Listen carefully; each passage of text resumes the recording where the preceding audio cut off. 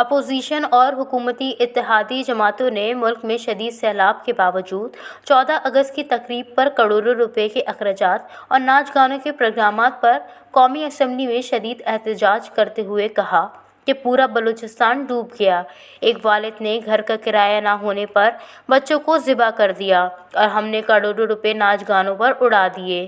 کیا ہم واقعی زندہ قوم ہیں؟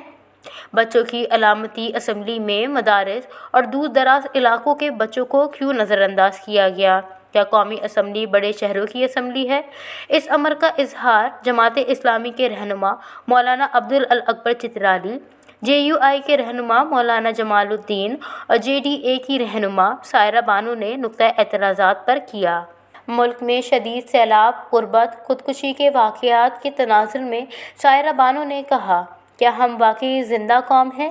ایک والد کے پاس گھر کا کرایہ نہ تھا اور خون آلود خط لکھ کر قوم کو جگانے کی کوشش کی۔ اس معاملے پر ان میں اور اسپیکر راجہ پرویز اشرف میں تلخ کلامی ہو گئی۔ راجہ پرویز اشرف نے کہا کہ ہم زندہ قوم ہیں۔ سائرہ بانو نے کہا کہ میں نے واقعات کی بات کی ہے۔ بچے غربت کے باعث ذبح ہو رہے ہیں۔ کروڑوں روپے چراغاں، آتش بازی، ناچ گانوں پر لگا دیے گئے۔ کیا یہ کروڑوں روپے فلڈ ریلیف فنڈ میں نہیں دیے جا سکتے تھے؟ اسراف ہوا ہے۔ اچھا ہوتا کروڑوں روپے سیلاب زدگان کو دے دیتے۔ زندہ قومیں سیلابوں کے موقع پر آتش بازی اور چراغاں نہیں کرتیں۔ مولانا عبدالاکبر چترالی نے کہا کہ 14 اگست کی تقریب میں کنونشن سینٹر میں جو پروگرامات ہوئے قوم کی توہین ہے۔ قوم کی بچیوں اور بیٹیوں کو نچایا گیا۔ آزادی اس لیے حاصل کی تھی۔ میں اس پر احتجاج کرتا ہوں۔ وزیر اعظم کو نوٹس لینا چاہیے۔ مشکل معاشی حالات ہیں، سیلاب ہے اور کروڑوں روپے ناچ گانے کے پروگرامات پر لگائے جا رہے ہیں اور اللہ کے عذاب کو دعوت دی جا رہی ہے۔ حکومتی اتحادی جماعت کے رہنما مولانا جمال الدین نے کہا کہ بچوں کی علامتی اسمبلی میں مدارس اور دور دراز کے علاقوں کے بچوں کو کیوں محروم رکھا گیا۔ اسپیکر نے سب سے ذہین بچوں کو اس قابل نہیں سمجھا کہ وہ یہاں مدعو کرتے۔ علماء کرام کو نظر انداز کیا گیا۔